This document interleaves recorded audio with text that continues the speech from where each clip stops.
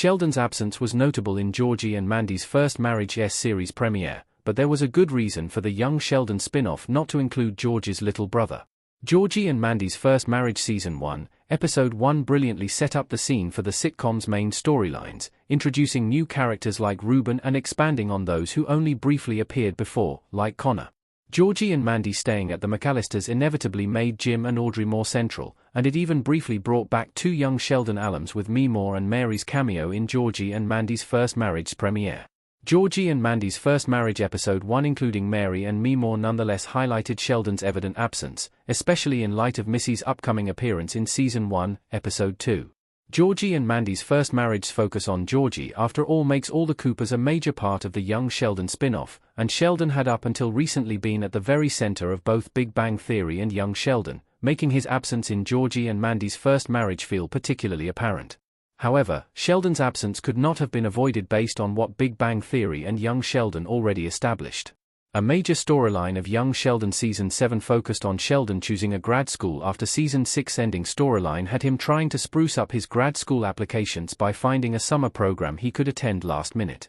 While young Sheldon's final season had much to cover, including George's now debunked cheating storyline and his untimely death, the Big Bang Theory prequel was always supposed to end as Sheldon moved away from Medford to go to Caltech for grad school.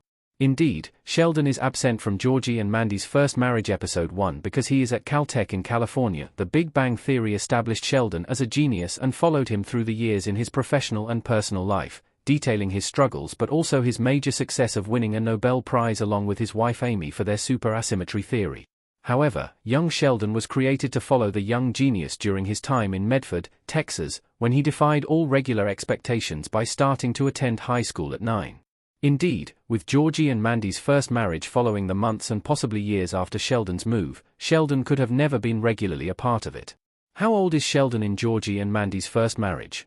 Not much time passes between George Sr.'s death in young Sheldon and first marriage.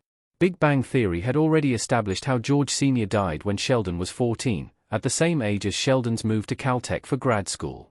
Young Sheldon also started telling the young genius story in 1989 when he was 9, placing his birth in 1980, something introduced by the Big Bang Theory, as Sheldon won the Nobel Prize with Amy at 39. Georgie and Mandy's first marriage starting sometime after George's death thus makes Sheldon still 14 during the young Sheldon spin-off, placing it in the 13 years between Sheldon moving to Caltech and Sheldon and Leonard meeting Penny. Why Sheldon appearing in Georgie and Mandy's first marriage is unlikely for now. While the Coopers never left Texas, Sheldon is away and focused on studying. Ian Armitage as Sheldon Cooper in young Sheldon Season 7's Finale 1. Georgie and Mandy's first marriage starting sometime after young Sheldon's end means Sheldon has moved recently to Caltech. His earning a PhD at 16 hints Sheldon's life at Caltech will be particularly full, making it improbable that he will visit often.